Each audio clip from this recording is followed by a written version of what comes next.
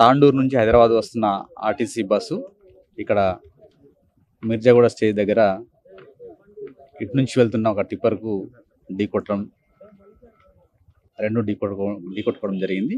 అందులో మనకు 19 మెంబర్స్ చనిపోవడం, అందులో 14 మంది మహిళలు, 5 మంది మేల్ పర్సన్స్ ఉన్నారు.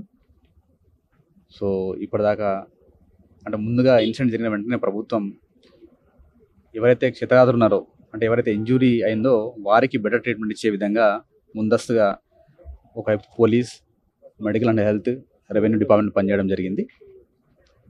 అందరినీ కూడా వెంటనే ఇక్కడ సిఎస్సి చెవెళ్లకు, దాని తర్వాత అక్కడ నుంచి మనకు పిఎంఆర్ మెడికల్ కాలేజ్ హాస్పిటల్కి సంబంధించి అక్కడికి షిఫ్ట్ చేసుకోవడం జరిగింది.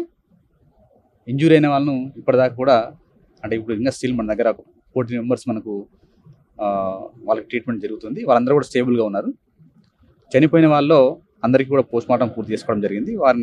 వారి కుటుంబ సభ్యులకు మొత్తం 19కి సంబంధించిన డెడ్ బాడీస్ని కూడా వాళ్ళకు కుటుంబ సభ్యులకు హ్యాండ్ ఓవర్ చేయడం జరిగింది.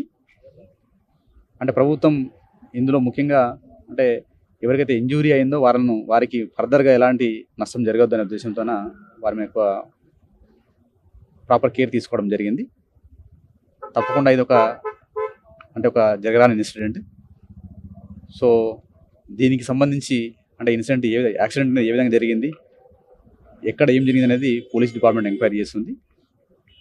దాని ద్వారా అంటే ఎంక్వైరీ ద్వారా వచ్చిన రిపోర్ట్ ప్రకారంగా మనం ఫర్దర్ యాక్షన్ తీసుకోవడానికి ముందుకెళ్తాం. ఈ రోడ్డుకు సంబంధించి కూడా మనకు రోడ్ ఎక్స్పాన్షన్ అనేది శాంక్షన్ అయింది. అయితే మొన్నటి వరకు మనకు గ్రీన్ ట్రిబ్యునల్లో కేసు ఉండడం వల్ల దాన్ని టేకప్ చేయలేకపోయాం.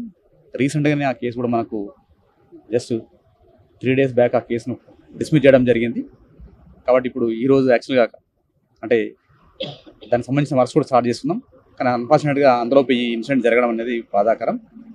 సో ఇందులో ఏం జరిగింది, తర్వాత తీసుకోవాల్సిన చర్యలు ఏంటి అనేది పోలీస్ ఎంక్వైరీ తర్వాత దాని తర్వాత ఫర్దర్గా ముందుకెళ్ళడం జరుగుతుంది. ఇది 4 lanes. ఇది ఎక్స్గ్రేషియా సంబంధించి ఇప్పటికే ప్రభుత్వం 7 lakhs అంటే చనిపోయిన వాళ్ళ కుటుంబాలకు 7 లక్షల రూపాయలు, అదేవిధంగా ఇంజూరీ అయిన వాళ్ళకు 2 lakhs రూపీస్ అనౌన్స్ చేయడం జరిగింది.